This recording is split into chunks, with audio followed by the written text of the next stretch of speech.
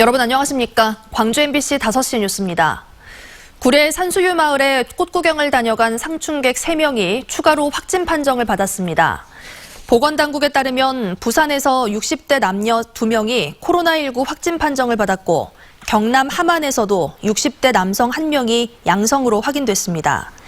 이들은 먼저 확진 판정을 받은 경주의 60대 여성과 함께 지난 18일 구례 산수유 마을 등을 방문한 사실이 확인되면서 자가격리된 뒤 진단검사를 받았습니다. 한편 구례구는 코로나19 확산 방지를 위해 산수유 축제를 취소했지만 당초 축제가 예정됐던 14일부터 22일 사이에만 17만 명 이상이 산수유 마을을 방문한 것으로 집계됐습니다.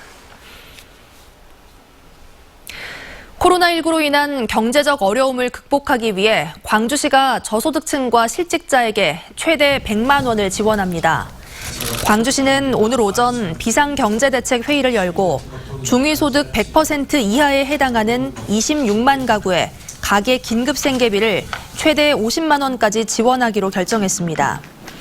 이는 광주 지역 전체 가구 수의 41.9%에 해당하는 수치로 1, 2인 가구에는 30만 원, 3, 4인 가구에는 40만 원, 5인 이상의 가구에는 50만 원이 지원됩니다.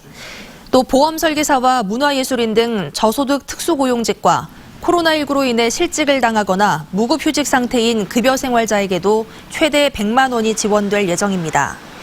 긴급생계비 지원은 전액 선불형 광주상생카드로 지급되고 95개 주민자치센터와 광주시청 홈페이지에서 신청 가능합니다.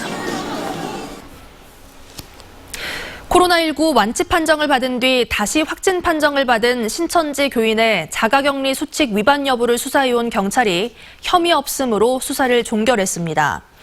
광주 서부경찰서는 신천지 교인인 국내 126번째 확진자가 자가격리 기간에 수칙을 위반한 사실이 있었는지 당사자의 통신 기록과 주변 CCTV 등을 확인한 결과 혐의점이 발견되지 않았다고 밝혔습니다.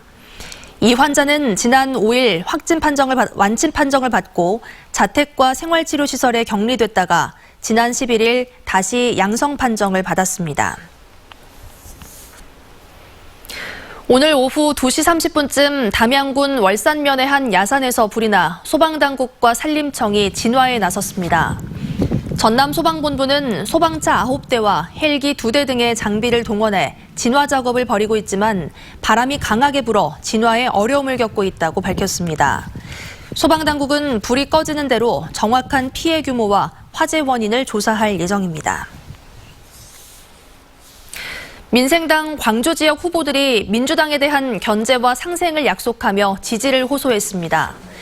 민생당 4.15 총선 후보들은 공동 기자회견을 갖고 민주당만으로는 2022년 대선에서 민주개혁 세력의 정권 재창출이 어렵다며 민생당이 연대와 협력의 정치를 선보일 수 있도록 지지해달라고 호소했습니다.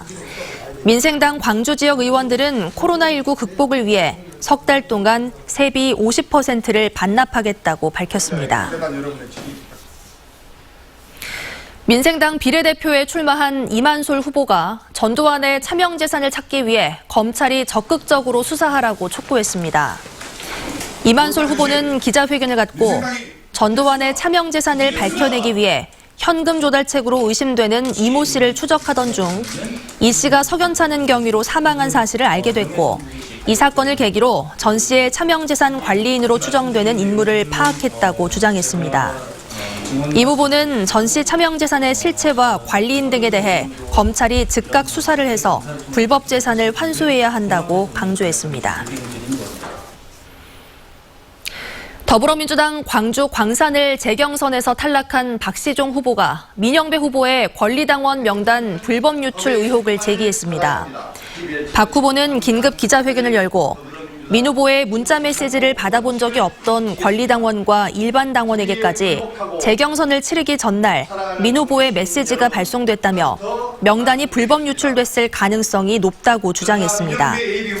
박 후보는 당원 명부 유출 의혹은 당원 명부 과다조회와는 비교할 수 없는 엄중한 사안이라며 사법당국에 고발하겠다고 말했습니다.